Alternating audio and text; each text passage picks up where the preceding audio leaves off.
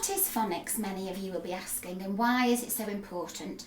Well, phonics is the ability to read and write well, and this is a vital skill for all children in order to pave the way for an enjoyable and successful school experience and future life.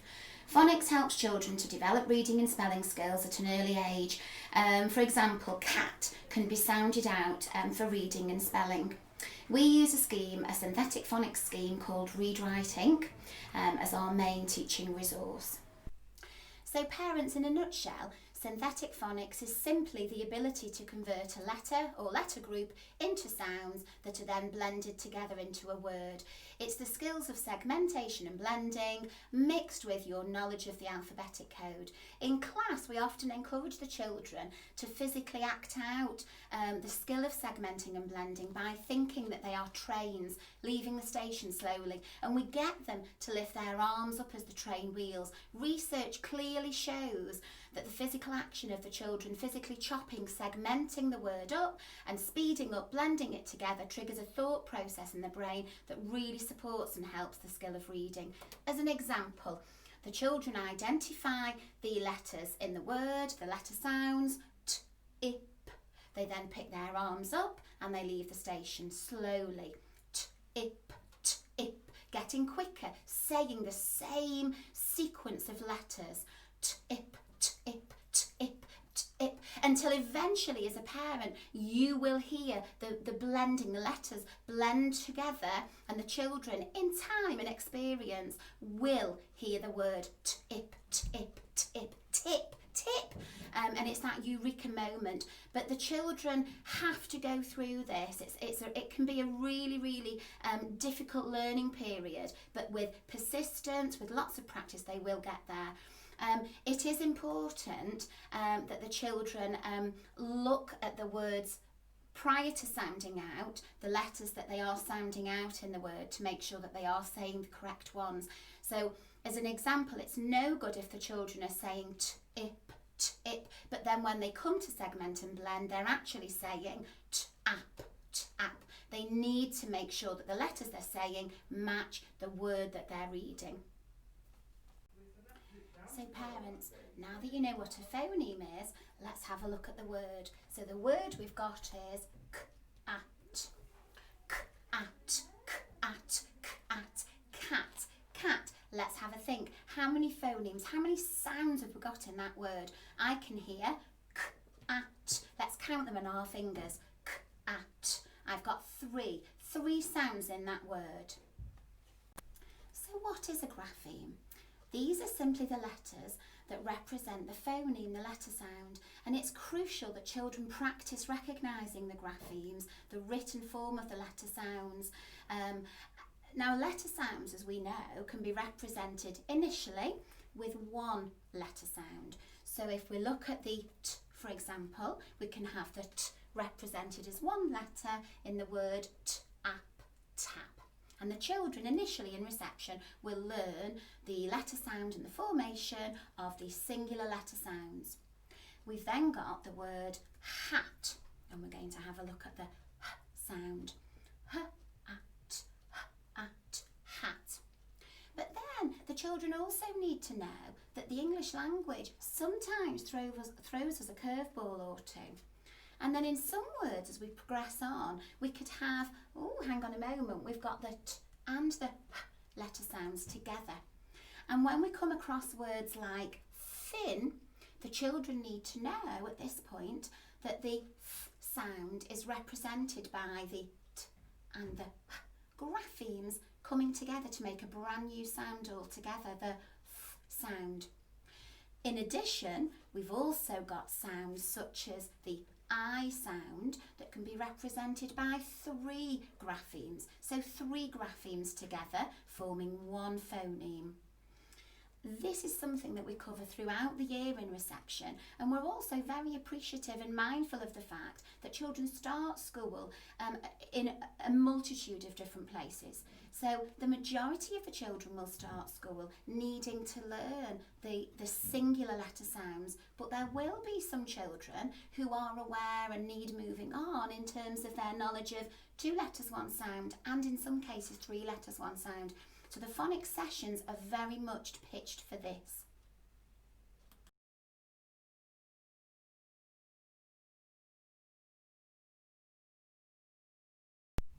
One of the most important things, parents, that I need to stress is that reading is not a race.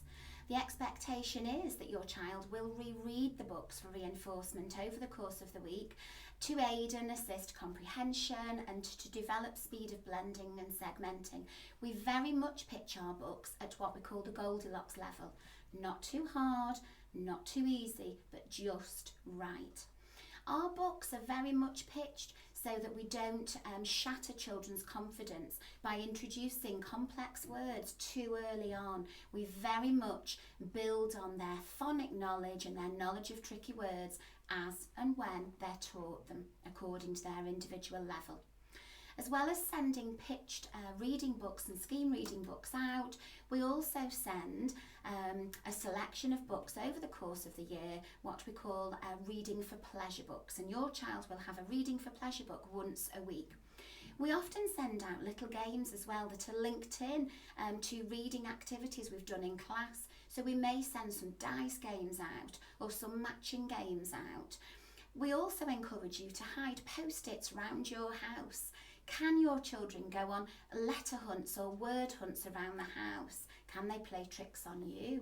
Can they write words on post-its from the books that they've read and hide them for you to find, giving them an opportunity to play the role of teacher? In your practical phonics and reading pack, your child will have a series of letter sound mats. We call these speed sound mats. And these are for the children to refer to when they're reading unfamiliar words or when they're indeed writing words. I just want to draw your attention though, please, to a potential risk. As parents, when your child is reading words, we very much want you to focus on the individual printed flashcard. So you've got in the pack a little envelope, and in one of the envelopes you've got the letter sounds, what we call set 1, the initial single sounds, and then we move on to speed sounds set 2 and 3 in following envelopes. When your child's reading a word, they need to be looking at the printed grapheme, the printed letter sound. So they need to be looking at at. If you're using the picture side to read words and practice blending and segmenting with your child, they are naturally, because we train them to do this in class, they are naturally going to be saying on this side the formation story, the lead in, the hook in. So they're going to be saying Maisie mountain, mountain, apple, tower. They are never, in a month of Sundays, going to be able to blend and segment that word and hear that that says the word mat. If indeed they are going Maisie mountain, mountain, apple, tower. They need, when reading, to be looking at the single letter sounds so that it speeds things up and it's easier for them to blend and segment and simply say at, mat, and blend it together. The other thing to be aware of when using the speed sound cards and tables is that some of the sounds are what we call bouncy sounds. So we've got apple, tower. But some of the sounds are stretchy sounds. So and s. Parents, I'd like you to meet a very special friend of ours in the reception class. This is Fred.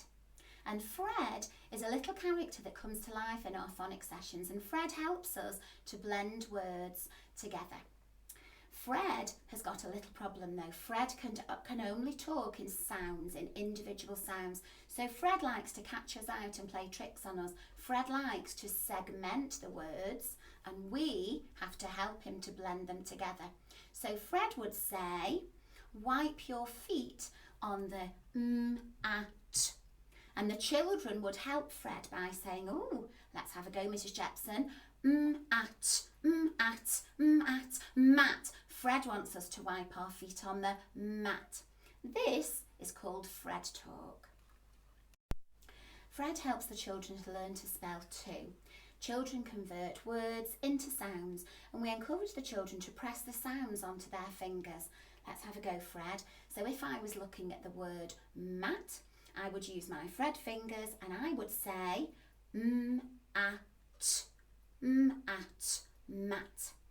We also encourage the children to use an invisible elastic band, and we get the children to role play putting that band around their fingers and stretching it. So if we were looking at a longer word, for example, further on, when we were looking at the word thin, oh, let's stretch that word, thin. Oh, let me Fred fingers. I'm going to have a go, Fred, at writing that on the board. Let me have a think. Oh, 2 letters, 1 sound. 2 letters, 1 sound. I've got my and I know from phonics sessions that they make this 1 sound together.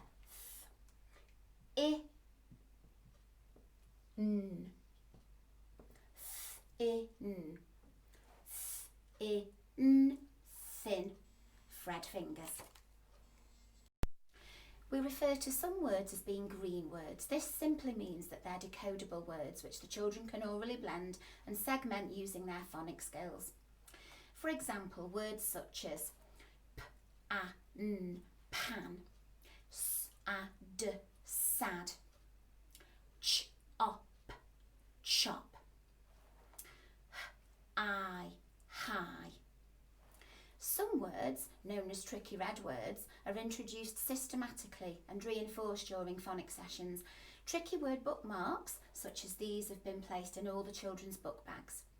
Red words are simply words that we can't sound out, so we encourage the children to identify them, to take a photograph with our cameras in our head, and we play lots of word recognition games, encouraging the children to simply recognise them on sight. The more they see and encounter these tricky red words, the more they're going to have them reinforced and remember them and spot them in their reading books and apply them in their own independent writing. We often say to the children, you can't Fred a red, because Fred, in Fred Talk and Fred Fingers, helps us to sound words out in our reading and our writing, and words such as some of the red words, the, said, come, we can't sound out. You can't Fred a red. As well as supporting your child to learn their phoneme and grapheme correspondences and using the Fred sounding out cards to help with their reading and their spelling, as well as referring to their letter sound speed mats, you can also focus on the pure sounds. We often have children coming up to school adding an sound onto the end. Let me give you an example. If when your child is sounding out a word such as d, they are stretching the sounds appropriately or bouncing the sounds, when they are orally blending and segmenting, they're going to be able to make the connection quicker. So if I'm saying the sounds properly and I'm going ad, mad, I'm going to make that connection in my brain. However, if I am not using the pure sounds, if instead of stretching my sound, I am saying ad, my brain is going to be hearing extra additional sounds. So I am going to be hearing ad, and I am not going to be easily able to make the connection that says the word mad. So please encourage your child to use what we call the pure sounds. So to look if it's a bouncy or a stretchy sound. Have fun with Fred Talk at home. You might want to say things, for example, like, what a tidy, Where is your coat? Most importantly, time for bed. To further support your child, please read to your child frequently, as well as hear them read. We love to read feedback entries in the diaries to give us an indication of how they're managing their reading at home. Please do make use of the practical phonics and maths packs we've sent home. Remember, in those packs, you've got 100 squares, you've got shape recognition mats, you've got little whiteboards, you've got all the read, writing and phonic materials and resources. Spread those individual letter sound cards out on the dining room table, on the carpet. Encourage your child to play matching recognition games with those cards. Can they recognise the sounds? When you show them the formation stories, Maisie Mountain Mountain, do they know, are they able to show you, oh, Maisie, we start on Maisie's head, we bounce down to Maisie's feet, up over the mountain, back up that line carefully, and up and over the next. Are they able to give you that description, that level of description with the formation? But then when they turn the card over, are they able to recognise the sound? Are they using the pure sound? Are they able to identify it if it's a stretchy sound? Are they able to identify the sounds that are bouncy, such as ah, ah, ah? Ask lots of questions and share opinions. And as Dr. Seuss would say, you're never too old, too wacky, too wild to pick up a book and read to a child. I would just like to say a huge thank you on behalf of not only myself and my reception team, but also my team in Key Stage 1. A huge thank you for your continued support and cooperation.